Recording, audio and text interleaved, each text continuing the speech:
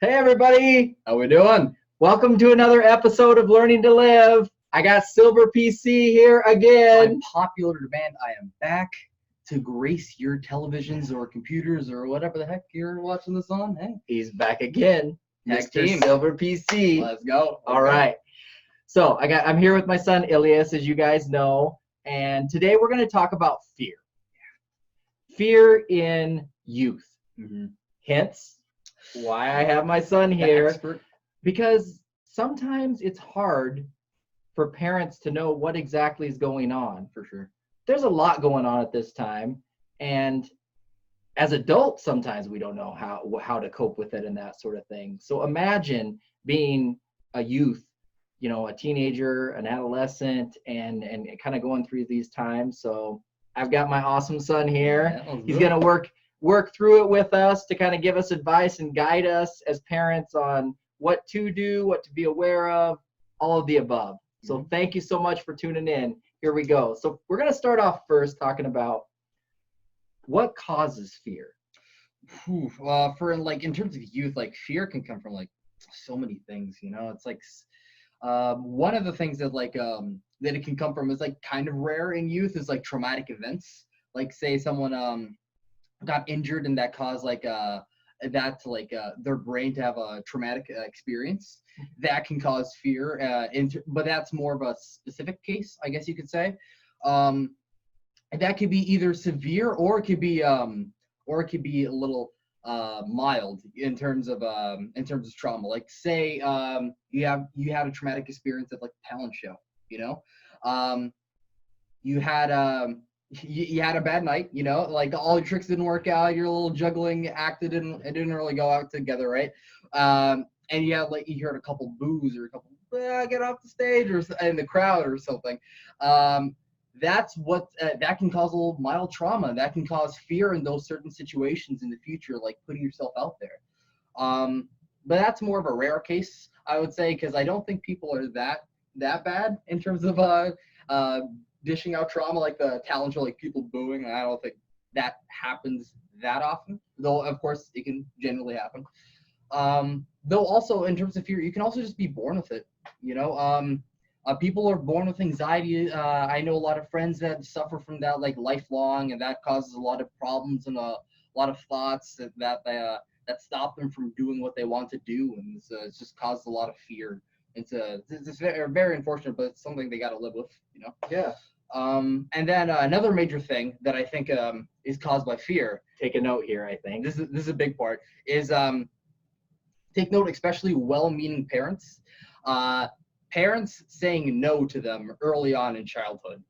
For example, you could say, "Oh, I want to get this toy car, mommy. Can I buy this?" And then your mom says no.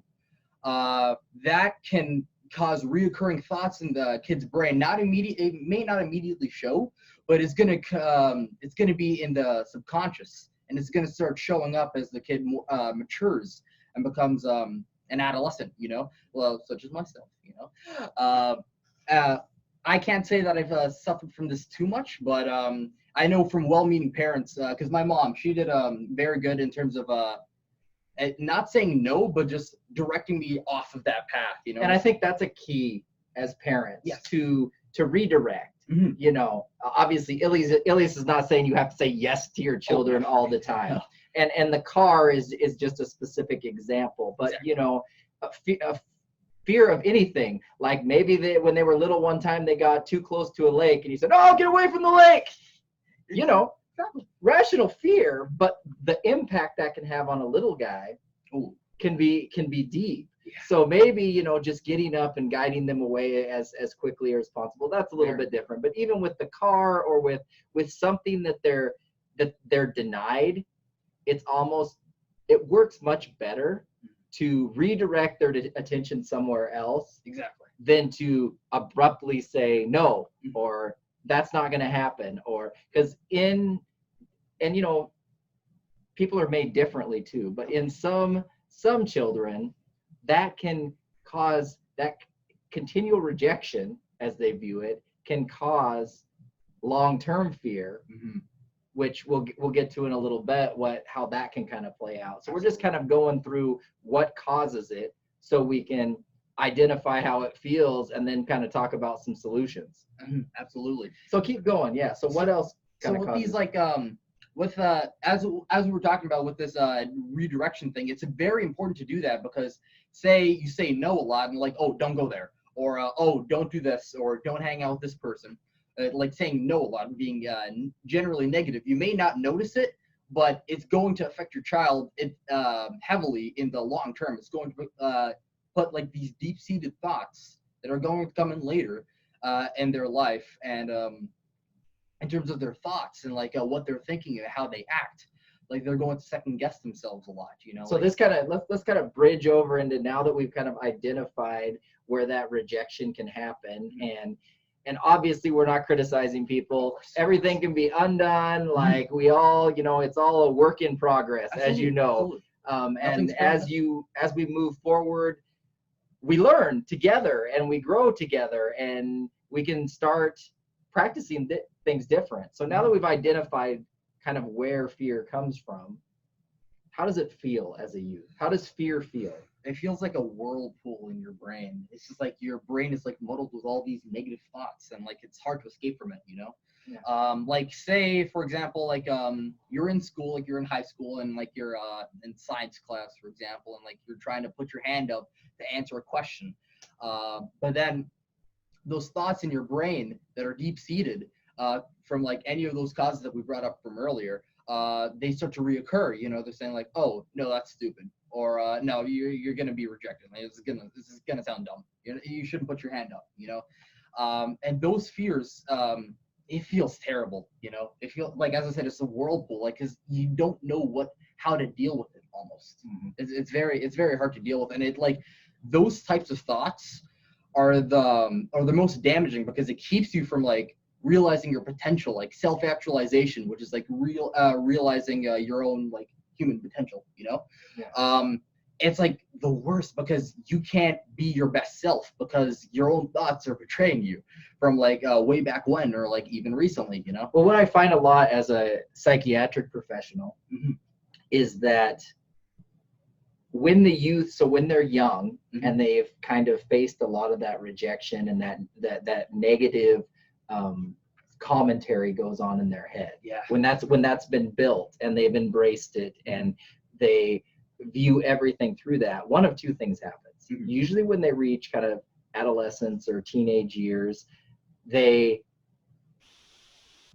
get afraid of everything. They won't engage in anything. They worry about what their peers think. They worry about what their teacher thinks. They worry about everything. So they will not even put themselves out there because they might be rejected. Yeah, I know a lot of friends that are like that. It's a shame, you know. Or it manifests in a different way. And this is the traditional, at least the American traditional idea of a teenage rebellion. Bad boy. Is that the person takes all those fears and those rejections and says, screw it. I'm going to do whatever I want. And instead of operating rationally, they almost seek out those things they're afraid of because they think they're conquering it, which becomes very reckless. Because then that commentary that goes on in their head that is irrational and is damaging and is crippling to them, all of a sudden becomes a driver to overcome these fears in a way that things that they should be afraid of, rational fears, such as speeding or, you know, daredevil activities or engaging in unhealthy, you know, relationships or unhealthy chemical activities, any of those things, they jump into them.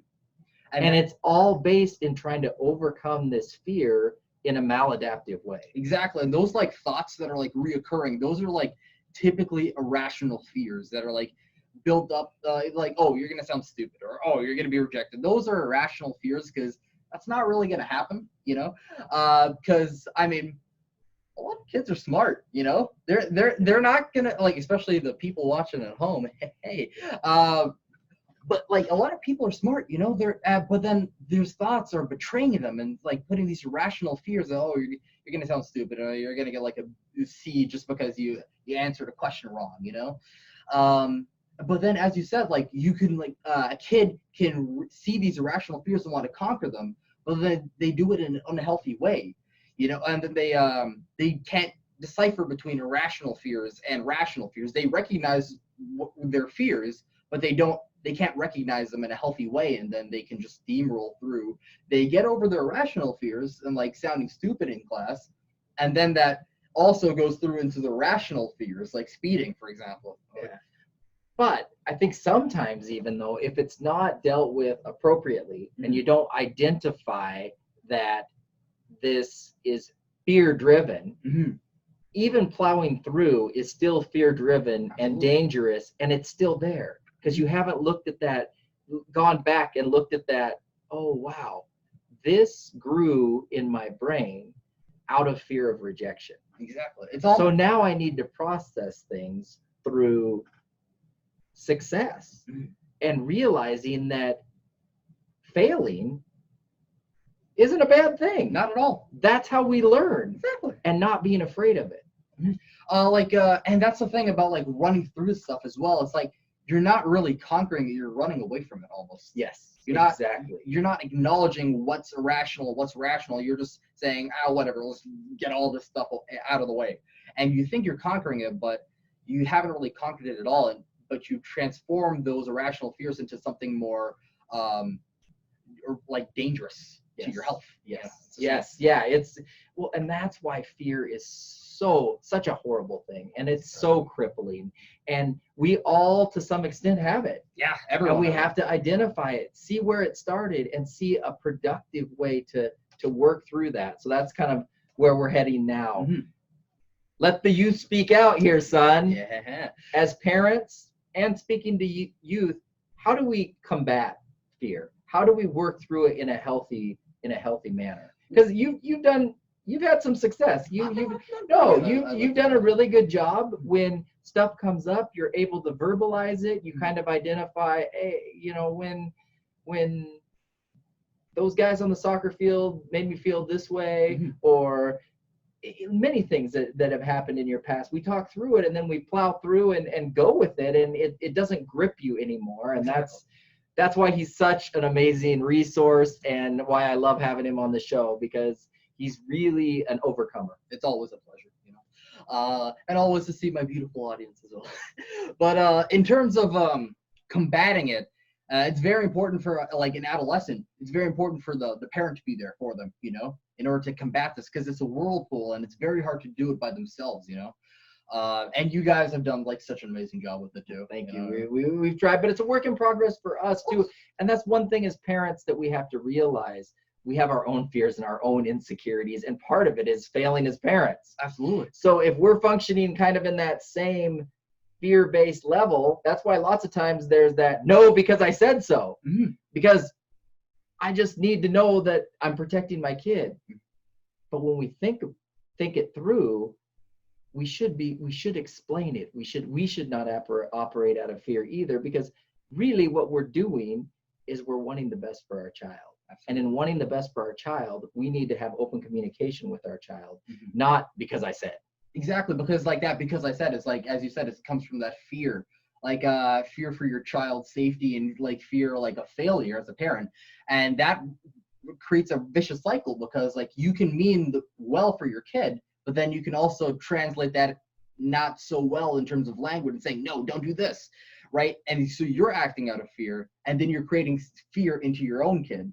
And that creates like a vicious cycle, and that could lead into future generations. Well, and that's why we found this video was so helpful, because many times that no because I said so is attached to us as parents, something that hurt us when we were young, that we don't want our kids to go through the same thing. Exactly. So instead of working through and getting over that fear that's crippled us, we try to get our kid to avoid it, which then creates more fear. It's messed up. And that's why like a healthy like parent kid relationship in terms of talking with fear is very important.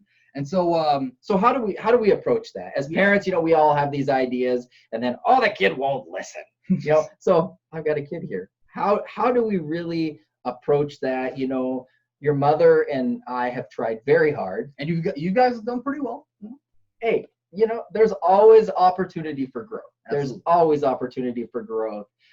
But we've definitely put the best effort out there.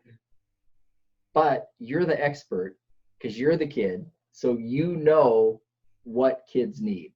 So what's most important, if you guys have watched the anxiety video that we put out, you can also notice similarities in how you can parents can deal with this as well. This guy, I love this guy. Yes, Thank you. First, observe the characteristics of your kids. See if there's any differences in like how they're acting. See if they're scared to do something. Like my mom noticed that I was like scared to try out for the soccer team, and I told her I was like, I'm gonna suck, you know. It's like it's not gonna work out. And then so she observed my behaviors in terms of in that situation and in that environment. And so observing, she took action.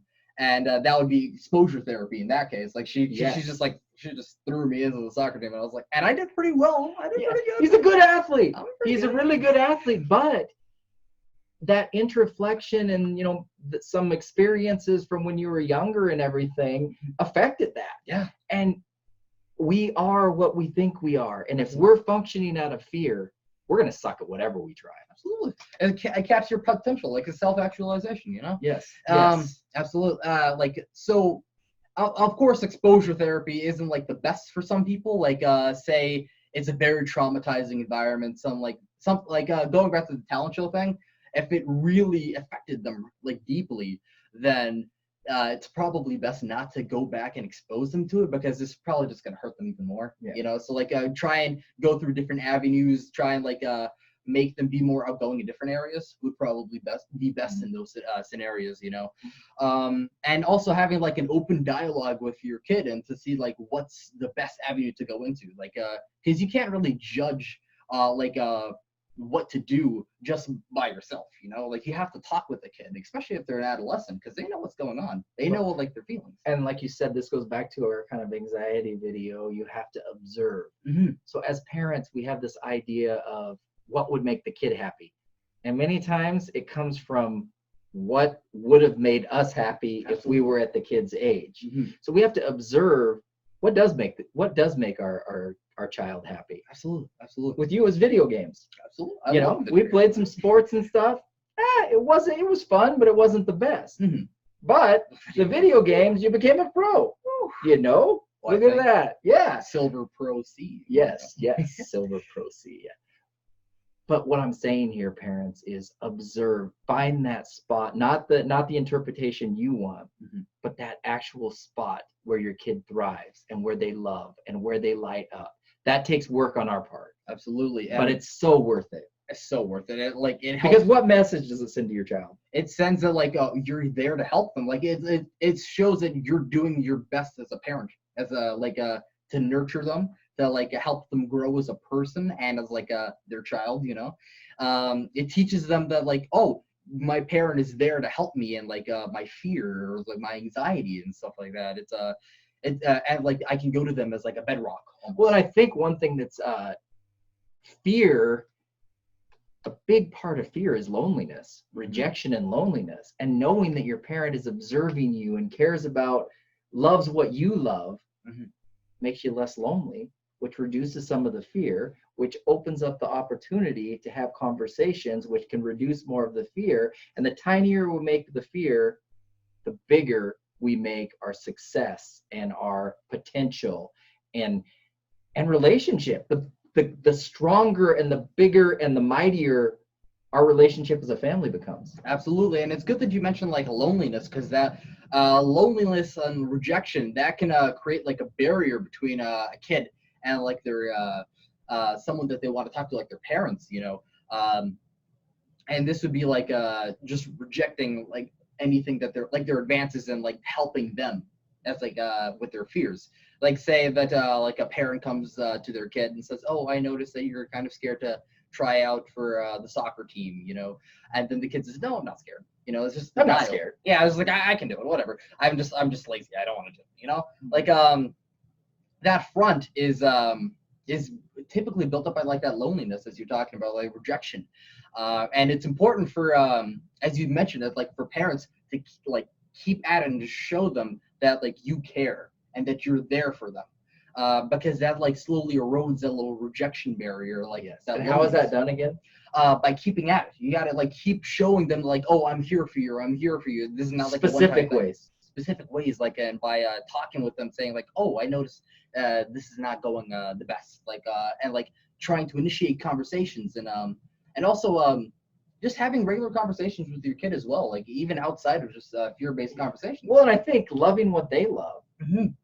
You know, if you see your kid watching a show or something, maybe, you know, when they're at school or something, flip that show on. Why not? Yeah, like right? Learn about that show, and then that says, I care about you. Exactly. Like you have like your kid, like he loves to watch SpongeBob in the morning. Yeah. And then like you just like flip on an episode of SpongeBob, and then like you make a little joke about that episode that you watched, and like you get to bond over that. You know? Yeah. And it shows, hey, they care about me. Absolutely. And not saying the parents don't, obviously, but sometimes kids, if you connect on their level, it can do wonders for the relationship, and it can do wonders for your child to overcome fear and to not be lonely. And absolutely, like, and like as I mentioned, going back to the whirlpool analogy that I made, it's hard to see in a whirlpool almost, and it's hard to see like that your parents care. Yes. Yes. So good like, example. So like your parents, like they may care, you may care for your kid, right?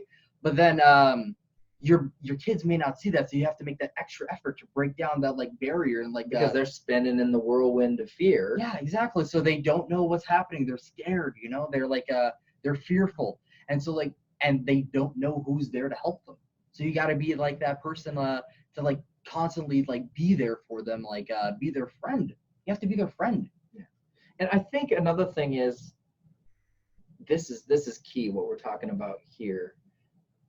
But if we go back once again to the anxiety video, I think the response, if you could cover that again, how important it is, your response to your child. Response to the child. Let's see. Like, can you elaborate a little bit? Yeah, sure, no problem. Just we talked about a little bit about when we go to talk to our child. So like when you go to have the fear conversation, okay? If the child gets defensive at first, don't get defensive back. Absolutely. Respond in a supportive way. If they don't want to talk about it right then, read that, you know? Absolutely. You have to be the bedrock, you know? You can't be like a bedrock with like spikes that are activated when like it gets touched, you know? Yeah. You can't do that. You have to be like trap door, booby trap. Yeah, it can't be the trap door. You have to be like just open door. You know, you have to be there like for your kid, and like say they like get a little leppy, say like get out of here, like just you can joke around with them a little bit, but like don't be like super defensive, like, oh, you shouldn't talk back to me like that, because that also instills the fear that we were talking about earlier as well, with the negative response. And I'm gonna be flat out honest, being a parent is scary. You're responsible for another human being, but don't be fearful about it.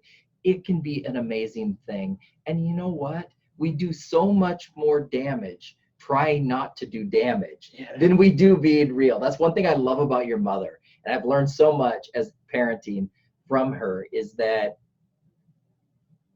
there's no bounds with Ilias. Obviously, they have respect for each other, but she has no problem being flat out honest. Yeah, she gets down to the punch, man. And has no problem that if what she does is wrong or whatever, kids are resilient. He comes around. Yeah. He comes around. A tough kid. That being said, she has, and we both have, I think, given him the right to be honest and to disagree with us, and to, even in maybe not the way that most people would view traditional respect, but that this is a commentary here. Yeah. Okay. We know the roles. We know that, you know, we're mom and dad, and at the end of the day, we're paying the bills. You're eating our food. Like, you know, the final say is the buck stops here. Okay. But at the end of the day, why shouldn't that commentary go? You're part of us. Yeah. This is a unit. It's a family. It's a unit. We all should have some say, and that say should all be respected. And we don't operate out of fear of failing as parents. Because like people with like parents that are fearful, like they lose sight of that family conversation, you know? Well, and here's the thing. Guess what? We'll all fail in areas. It happens. It happens. But greatness always comes from failure. Absolutely. You know, you go back and you see how many times Babe Ruth struck out, or how many shots Michael Jordan missed, or the list goes over and over and over of things you can talk about that show failure. But the only way to be complete and fulfill things in a positive way is to fail and then grow on that failure. It's like important to like fail, learn from it, and then get back up, get back on that horse, and like take what you've learned and then like adapt from it as well. Yes. So to kind of recap, as parents, what do we need to do to help our kids overcome fear? Observe, first of all, notice what's happening with the kid, take note of their characteristics, what's happening with them. 2, take a conversation with them, like talk with them, like, because like you have to have that conversation. It's not just you two against him, or like her. It's you two and then them as a family unit, you know. One thing, keep that. But one thing that I think is very important for us as parents to remember when we have that conversation, we like to hear our own voice. Okay. We have 2 ears and 1 mouth.